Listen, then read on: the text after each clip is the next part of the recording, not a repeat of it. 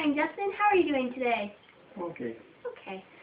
Have you ever used a checklist before? No. Do you know what a checklist is? No. Alright, well I'm going to show you this. Today we're going to learn how to use a writing checklist.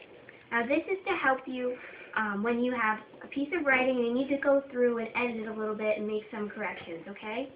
Okay. Do you have any questions? No.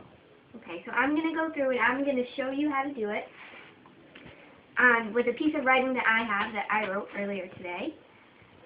So the first step in the writing checklist says to go through and check if I spelled all the word wall words correctly. So you know our word wall that's up in the room. It has all these different words that we've learned how to spell. So I'm going to go through, and if I see any word wall words that I spelled wrong, I'm going to correct them, okay? So I went to the park. We went on the swing. Next we went down the slide, then we went home. So I found one that I think I spelled wrong, so I'm going to change that and correct it. And if I didn't know how to spell it, I could always go to a dictionary and look it up and do some research and find it. So then, after I went through and made sure all the words were spelled correctly, I'm going to come to my checklist. I'm going to go to the first one, and I'm going to check off yes, because I did that already.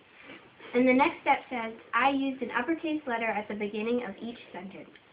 So now I'm going to go and look at all the sentences I have and make sure that I have an uppercase letter, a capital letter at the beginning. So here's the first sentence, and that's capitalized. The second sentence is there. The third sentence is here. And is that a capital letter? No. No, so I have to change that to a capital N.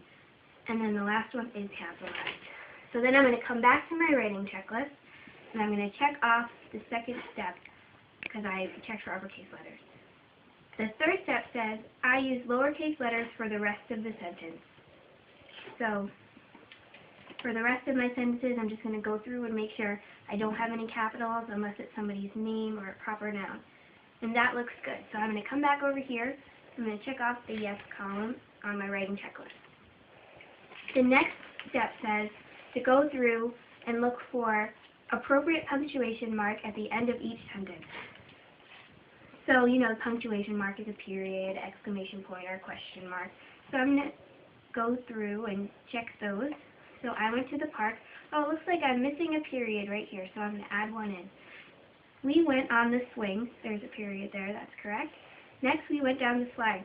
Now, here's an exclamation point. Can I use that there, or do I have to use a period? How excited were you about the slide? Pretty excited. Then it's appropriate. Okay. And the last one is a question mark. Then we went home. Does that sound like a question to you? No. No. So we're going to change that. We're going to put a period there. And I'm going to come back over to my writing checklist and check that one off. And the last one says, I use spaces between my words. So I'm going to make sure I have finger spaces in between all the words in my paragraph over here. And it looks like I do. So that one is all set, and I'm going to check that off as well. So then...